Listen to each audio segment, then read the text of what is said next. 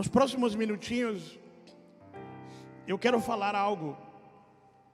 Não vou passar de 15 ou 20, tá? Prometo. Abra sua Bíblia em João capítulo 5, verso 5. E de certa forma, eu vou falar de atitudes, da mente. Talvez nos próximos meses eu esteja pregando muito sobre a mente. Porque a direção que eu tenho é que Deus vai começar a gestar essas curas. Amém? É como se o Espírito Santo tem trabalhado muito na parte espiritual nossa. E espiritualmente, acredito que a igreja tem evoluído muito no mundo das nações. Mas a mente, aquilo que nós chamamos de alma ou coração, nada mais é do que o centro das nossas emoções. E eu lembro que um pregador, amigo nosso dos Estados Unidos, que veio por muitos anos ministrar cura aqui em Sapiranga e também em Novo Hamburgo, e já esteve aqui conosco numa das escolas. E ele tinha um desenho que ele usava, que era muito bom, muito ilustrativo. E o desenho era um rio. Mas aquele rio, ele era represado por entulhos, lixo, madeira. E certamente você já viu curva de rio. Curva de rio, ela junta tudo que não presta, amém? E de certa forma o nosso coração, a nossa mente, a nossa alma, ela é uma represa. Todo esse entulho que carregamos, mágoas, tristezas, amarguras, medos, orfandade, identidade distorcida. E a gente não imagina que isso é problema.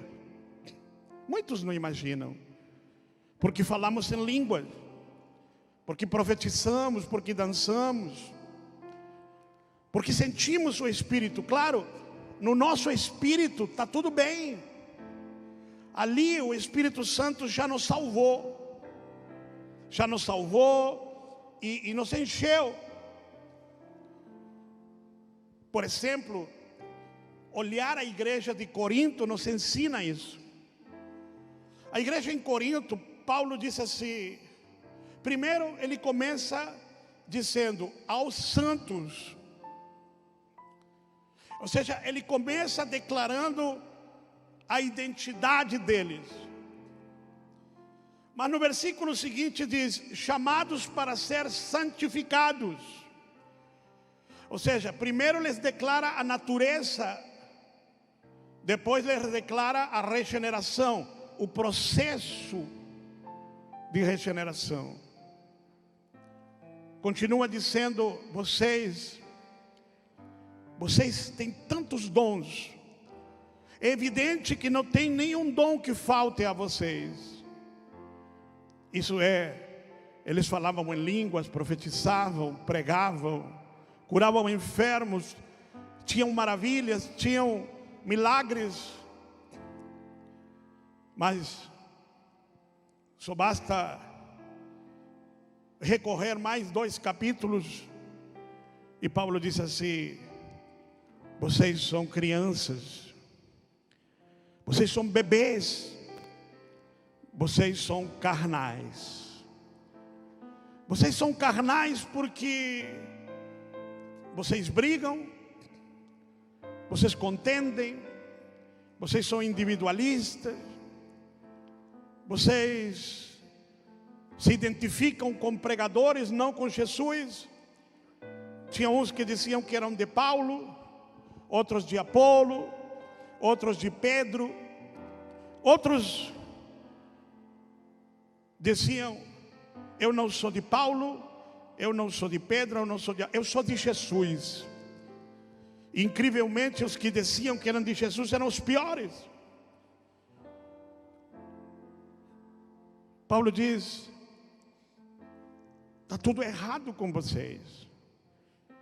Então, o restante da primeira carta de Paulo aos Coríntios é uma carta de ensinamento comportamental.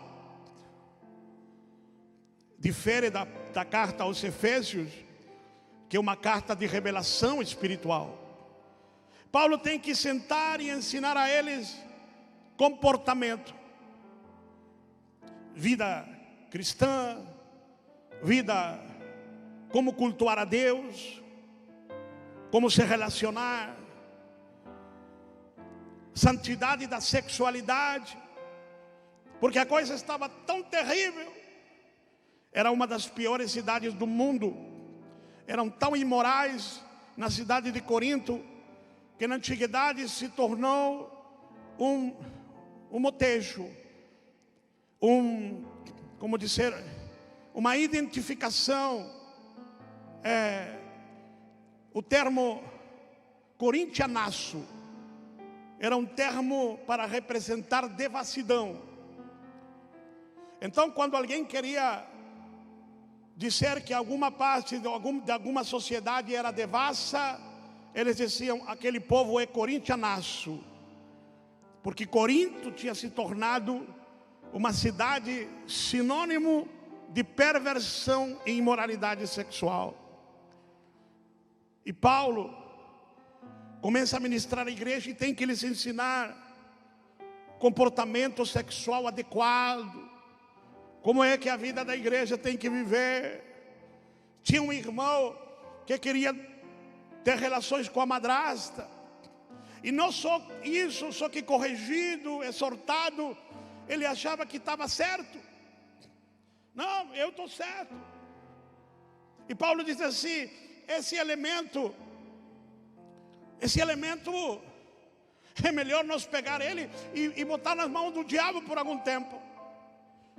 Porque quando a pessoa é arrogante, cheia de si, e nenhuma correção lhe é viável, Paulo diz: vocês, presente seu ausente, mas presente em espírito, peguem esse camarada e joguem nas mãos do diabo. A intenção de Paulo é: lá nas mãos do diabo, o diabo vai estraçalhar com ele, e o único que vai sobrar desse corpinho é a alma. Então, quando ele voltar, nós vamos estar aqui para curá-lo.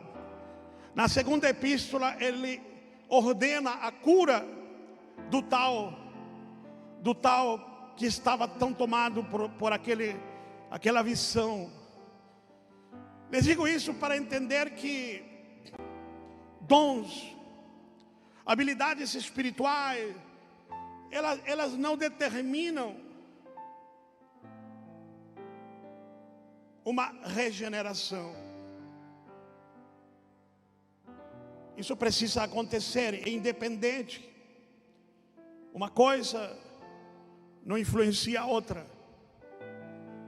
E eu entendo que no espírito, a igreja, não só aqui, mas no mundo, ela tem crescido muito. Mas precisa vir um tempo onde nossas mentes precisam ser restauradas, precisam ser curadas, porque ainda há comportamento de menino, criancices, ainda há rivalidade, raiva, muito ódio, muita ira, muita briga entre igrejas, muita identidade distorcida, né?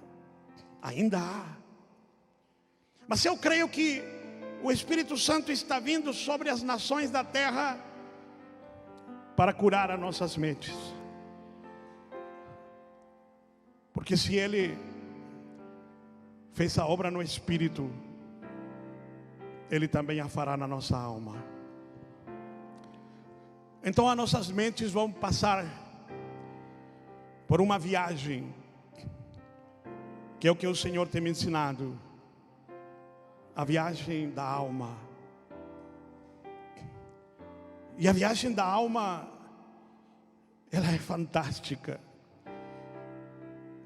Eu não sei porque o Senhor me escolheu para me ensinar algumas coisas. Acredito porque sou o menor.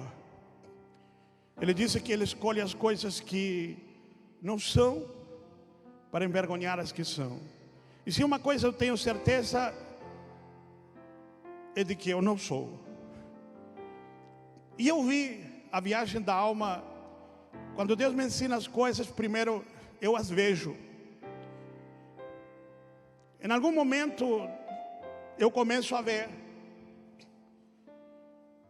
elementos, a ver sinais, a ter visões que eu não compreendo o que elas são.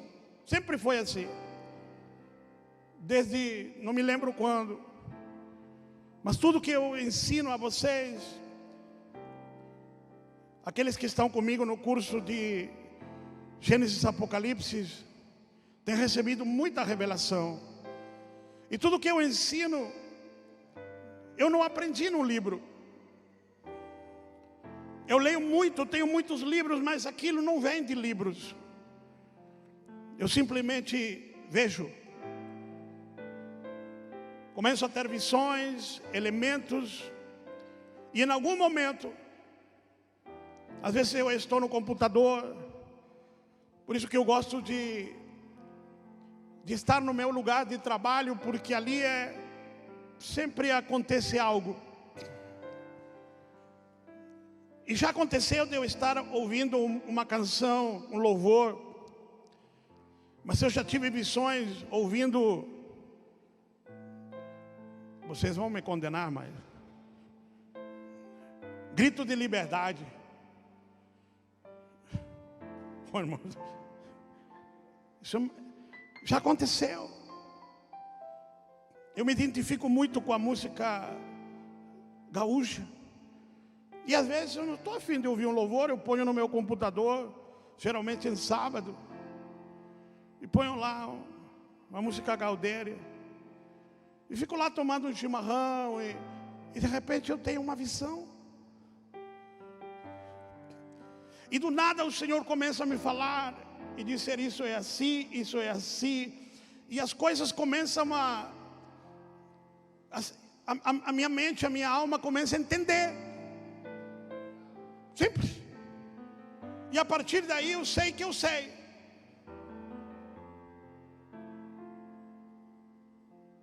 E tudo que eu passo a ler se encaixa. E o texto se abre como um pergaminho. É assim que eu aprendo a teologia que eu prego.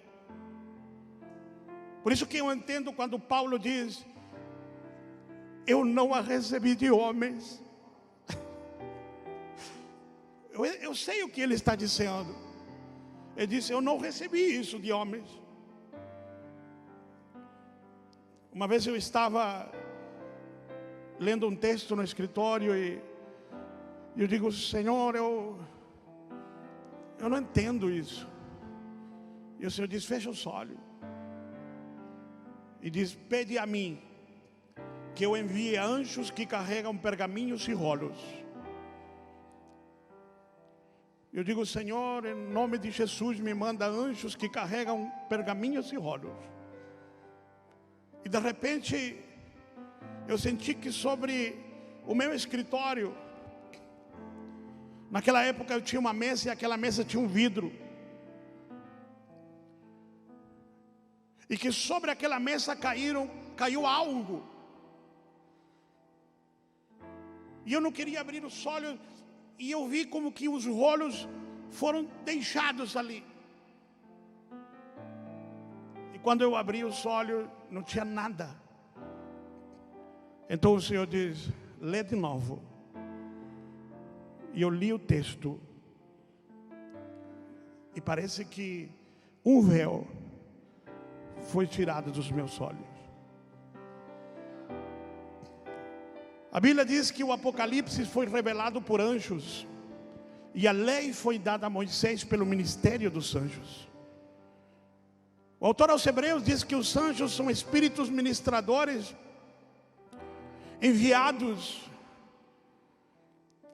para auxiliar todos aqueles que hão de herdar a eterna salvação. E eu acredito que neste tempo o Senhor está liberando isso. Então eu pude ver que assim como Jonas, quando o Senhor diz: Jonas, vai para Nínive e pregue a palavra. Vai lá e diga aos ninivitas que eu vou destruir a cidade. Que se eles não se arrepender, eu vou matar todo mundo. Incrível. Jonas era o profeta. Jonas era o profeta. Eu não vou pregar, tá? Só vou depois ler um texto que nem eu que eu mandei abrir. Hoje o Espírito Santo está bagunçando minha vida.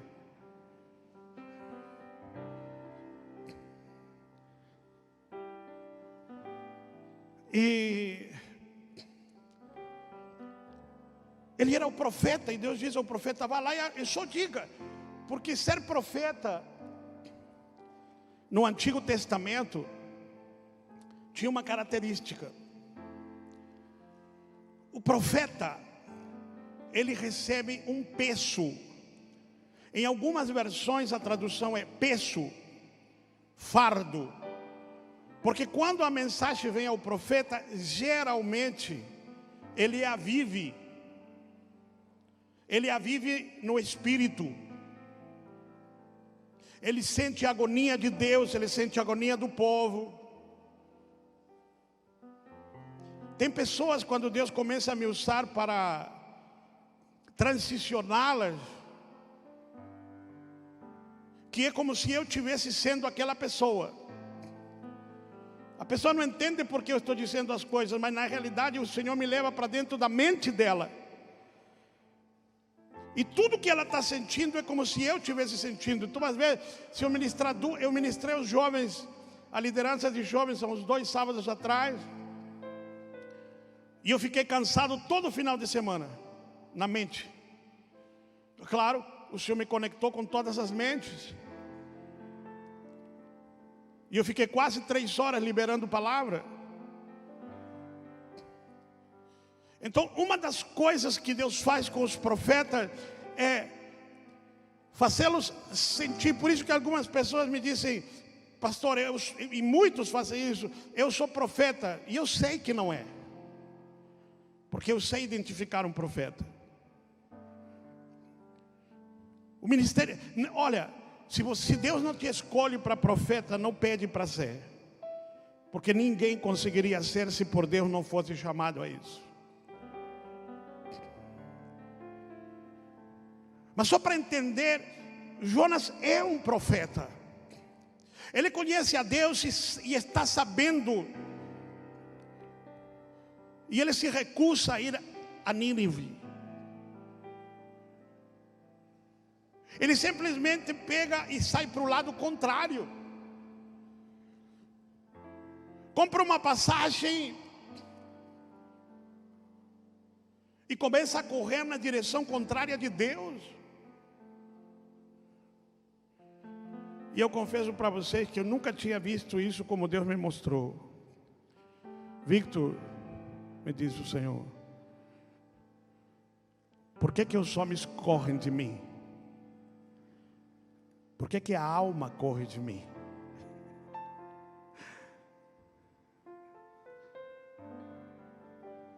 O que há em mim que leva a alma não querer se encontrar comigo? Então eu entendi algo. Quando Deus veio ter com Israel no Monte Sinai,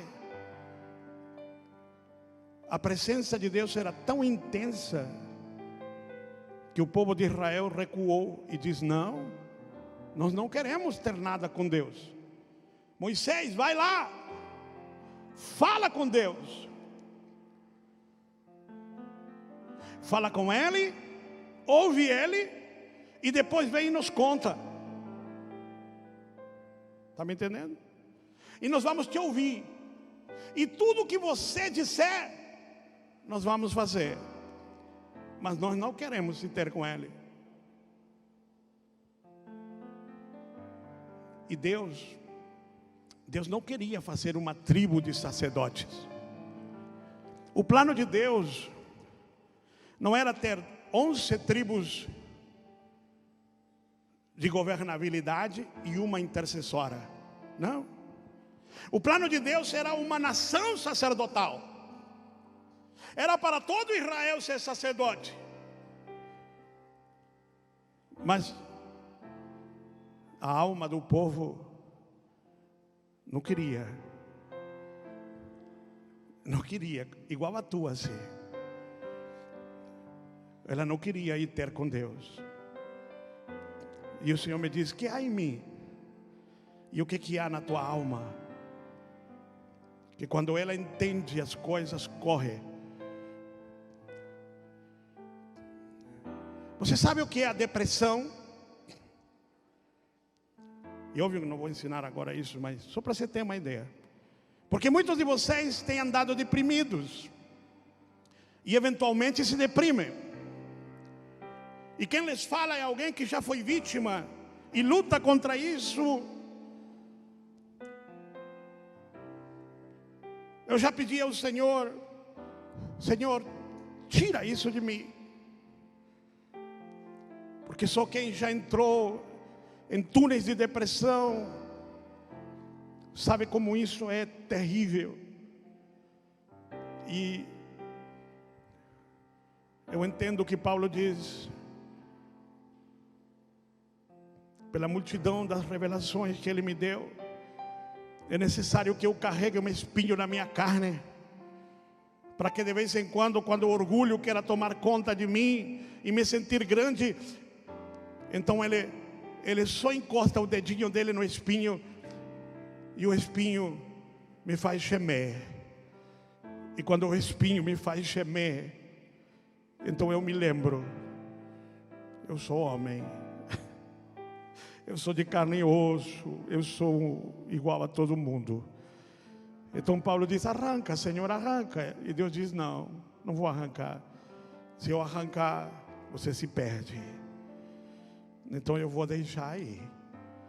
E quando você se der uma de louco, eu só encosto o dedo e você vai ver. Então Jonas entrou numa depressão profunda. Quem compra uma passagem, entra num barco e começa a dormir, e vem tempestade, ele não está nem aí. Porque tudo que Jonas queria era fugir. Para onde você vai? Para qualquer lugar. Eu poderia lhes falar 2 horas só desse lugar chamado qualquer lugar. Tem muita gente aqui indo a qualquer lugar. Quem foge de Deus, ele sabe para onde ele não quer ir. E quem sabe para onde não quer ir, está indo para lugar nenhum. E a nenhum lugar você vai chegar.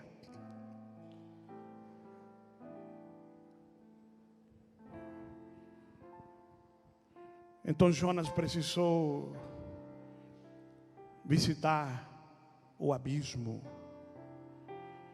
e ficar 3 dias e 3 noites.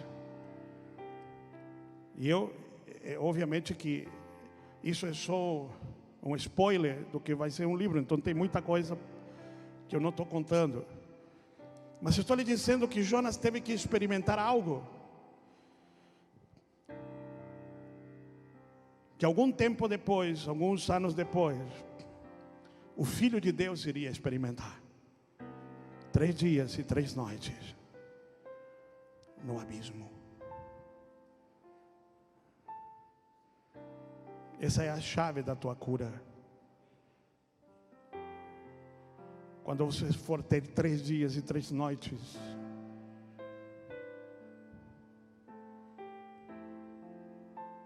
grudado na alma do teu Salvador. Porque Paulo diz que nós morremos com Ele. Então o que está faltando a nossas almas é experimentar o poder da morte. Porque só quem experimenta o poder da morte, 3 dias depois, vai experimentar o poder da ressurreição.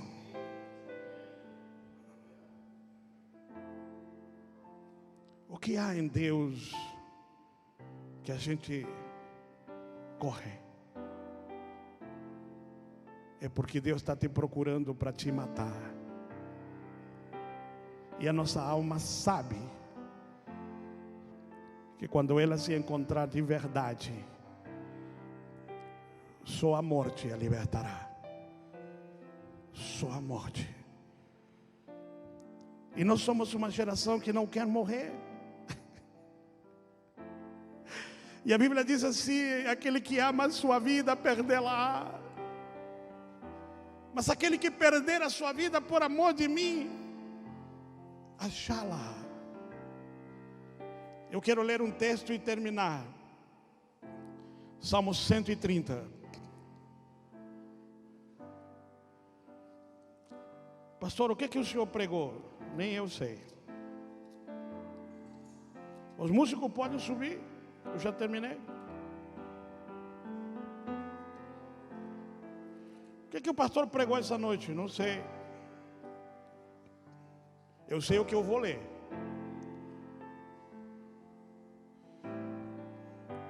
Diz a palavra assim: das profundezas clamo a ti, Senhor. Escuta, Senhor, a minha voz. Estejam alertas os teus ouvidos às minhas súplicas. Se observares, Senhor, as iniquidades, quem, Senhor, subsistiria? Contigo, porém, está o perdão, para que te temam. Aguardo, ó Senhor, a minha alma aguarda, eu espero a sua palavra. A minha alma anseia, Senhor, mais do que os guardas pelo romper da manhã, mais do que os guardas pelo romper da manhã. Espera, Israel, no Senhor, pois o Senhor é misericórdia, e nele copiosa redenção, e Ele quem redime a Israel de todas as suas iniquidades.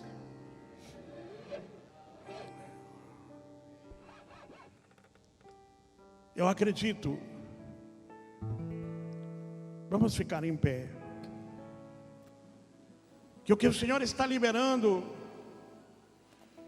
se anime, querido. Hoje não foi aquela pregação de fé, amém? Eu sei que você gosta, quando eu gosto de pregar fé.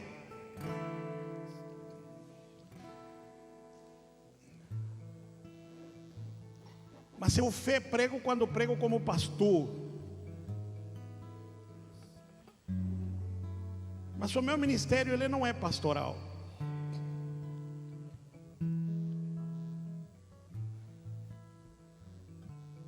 O meu ministério, eu como pastor, eu sou muito fraco. Meu ministério é para ativar líderes. Por isso que quando as pessoas me veem na escola, eu digo, mas esse é o pastor Vitor. Mas por que esse é outro pastor Vitor? É porque quem vai à escola ensinar não é o pastor que prega domingo aqui.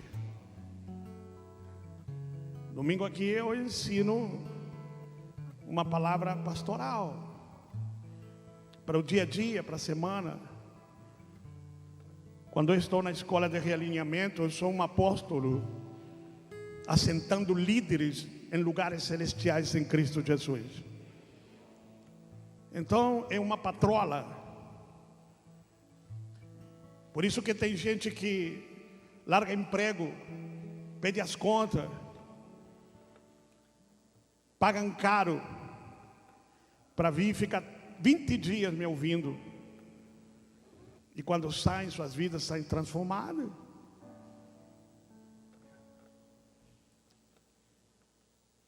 Alguns dias atrás eu fui pregar na igreja do pastor Daniel e alguns irmãos disseram: pastor, por que o senhor não prega assim na Manancial? Eu digo: Senhor, será que está? Ele disse: calma, calma, vai chegar um momento. E hoje é um desses momentos. Porque eu sei que muitos de vocês gostam quando eu ativo a fé, que você sai daqui querendo comer um leão. Mas hoje talvez você não vai comer um leão, mas algo vai acontecer na tua mente. Talvez você não entenda nada agora, mas essa semana vai começar a acontecer algo.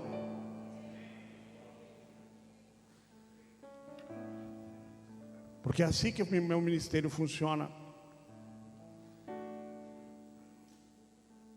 De assentar pessoas em lugares celestiais, de transicioná-las pela governabilidade do Espírito e da Palavra. E tudo aquilo que tivemos liberando, e aqueles que já fizeram escola comigo sabem que eu não tenho ordem, porque eu trago meu material para ensinar e eu não sei o que vai acontecer. A escola desse ano, por exemplo, a primeira matéria é intimidade. E o Senhor me disse assim: fecha as apostilas, fecha a Bíblia, porque vai acontecer outra coisa. E eu larguei tudo de lado e teve irmão que disse: eu vou embora. Teve uma escola que o primeiro dia o Senhor me disse assim: fica quieto, não fala nada, bota o povo em silêncio. E eu fiquei quieto, bem quietinho. E os irmãos tudo me olhando e eu tomando chimarrão. E vai 15 minutos, 20 minutos, 30 minutos, 40 minutos. E o povo, eu paguei 3.000 reais para mim ouvir esse cara tomar chimarrão. E eu aqui, ó. E os irmãos bravos. Eu paguei para aprender e o homem aí tomando chimarrão, não fala nada. Até que o Senhor me diz: abre os olhos. E quando Ele diz abre os olhos, não era para abrir os olhos naturais, os espirituais eu abri. Então eu vi onde estava cada um dos demônios, preparados para travar a escola. E o Senhor disse: agora manda o povo fechar os olhos. E aí o Senhor me deu a oração que eu tinha que fazer. Foi a última escola lá no sítio. Então o Senhor mandou os anjos e prenderam aqueles demônios. E aquela escola começou com um rebuliço. E começaram a acontecer coisas tão poderosas aquela manhã.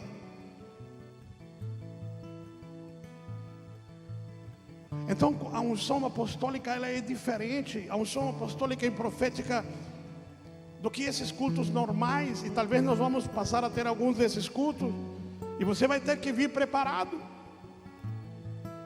Porque na maioria deles eu não sei o que vai acontecer.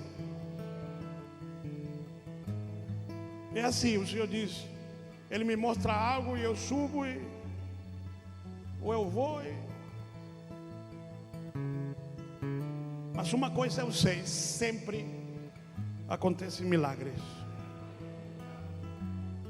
Porque a obediência ativa os milagres.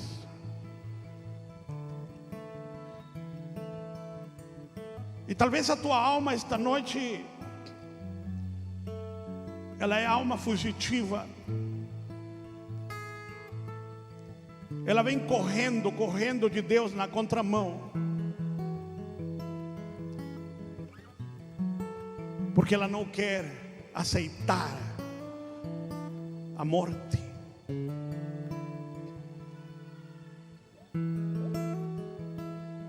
quer aceitar que você precisa abrir mão de algo que te dá segurança. Eu por anos tinha segurança na religião. A religião me dava segurança. Eu era tão religioso, tão terrivelmente religioso, que eu matei pessoas espiritualmente. Porque entre a pessoa e a religião, morram as pessoas. Porque a placa da minha igreja era mais importante do que qualquer pessoa. Porque eu achava que Deus e a placa eram a mesma coisa. Se Deus levantou, é o que vale. E aquilo me fazia sentir santo, bom, homem de Deus. Até o dia que o Senhor me disse assim: Victor, por que você ama tanto ser homem de Deus? Digo, porque é bom ser teu. E o Senhor diz: para mim basta que você seja o homem.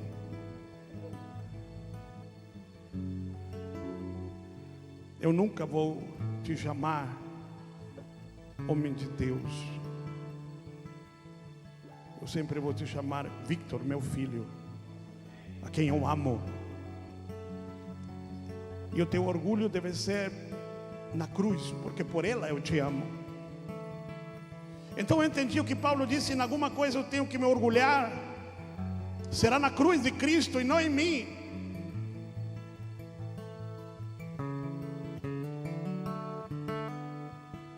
Então tudo que eu quero é simplesmente ser um homem, só um homem, amado por Deus. E que como resposta a esse amor, eu possa amá-lo também. Porque um homem que sabe ser amado por Deus e que consegue amar a Deus, já é suficiente. Então, querido, eu não sei o que precisa morrer na tua mente, mas fecha os teus olhos. Fecha os teus olhos.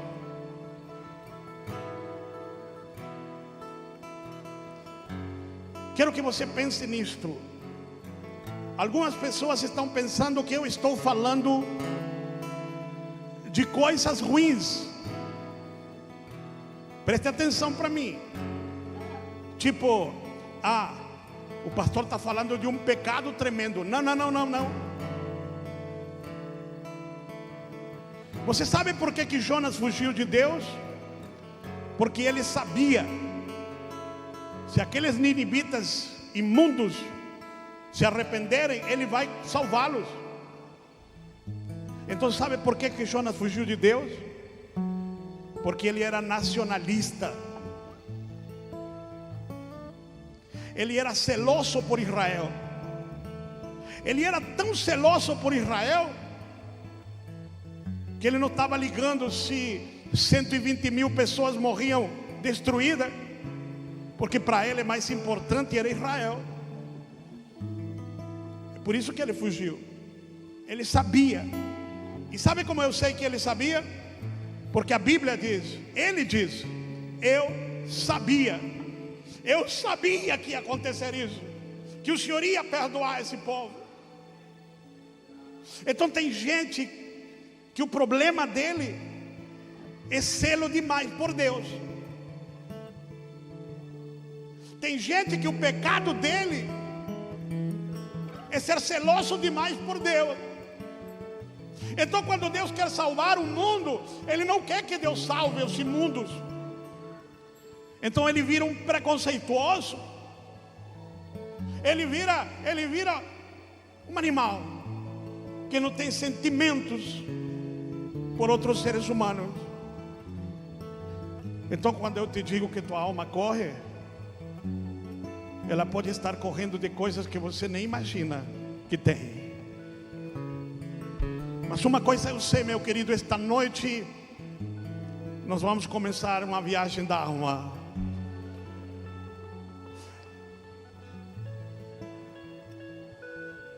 Pastor, a viagem da alma é ruim? Às vezes é. tormentas vamos enfrentar na viagem da alma.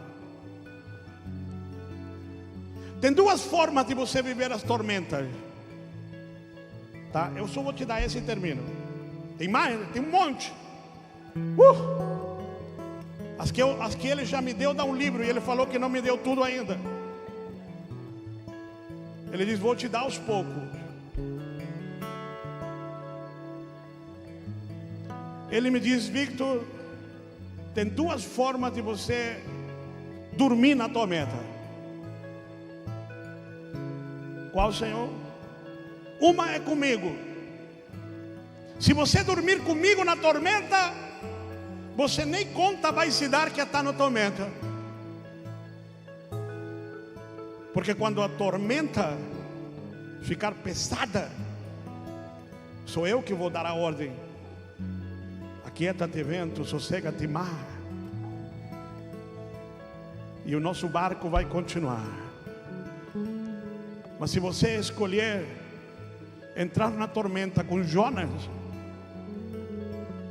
então o que te aguarda é uma baleia.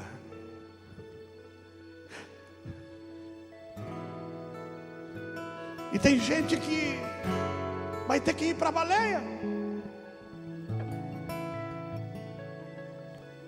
porque ele só vai conseguir clamar quando ele estiver lá na baleia. Agora eu já fiz a minha escolha. Se eu tenho que viajar na tormenta, eu vou subir no barco de Jesus.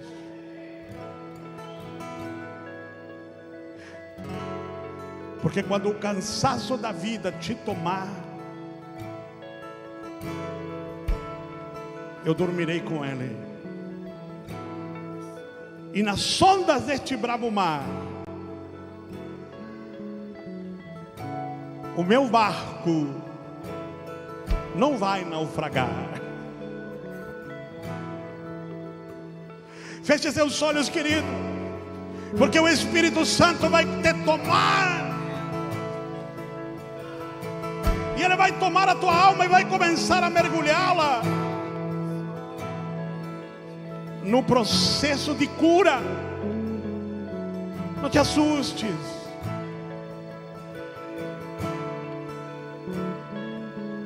Porque depois que passares pela viagem da alma e conheceres o sofrimento de Cristo, como diz Paulo, eu quero conhecer os sofrimentos de Cristo e experimentar a sua ressurreição. Então a tua alma vai frutificar. A tua alma vai experimentar o que o Espírito Santo fez lá nas profundezas do inferno, quando Ele desceu e lá no meio da morte lhe devolveu a vida ao Salvador e o trouxe de novo. E quando Ele o trouxe de novo, então ali começou o novo nascimento. Ali Ele foi gerado de novo. Ali a vida foi gestada. Ali a morte foi derrotada. A morte não foi derrotada porque Jesus chegou e tomou a chave. A morte foi derrotada porque a morte que Adão trouxe à terra, Jesus, estando morto, a venceu. Esta é a chave. Jesus não venceu a morte estando vivo. Jesus venceu a morte estando morto. Ele venceu a morte estando morto nas profundezas do abismo. E o Espírito de vida entrou nele. E esta noite eu te profetizo: recebe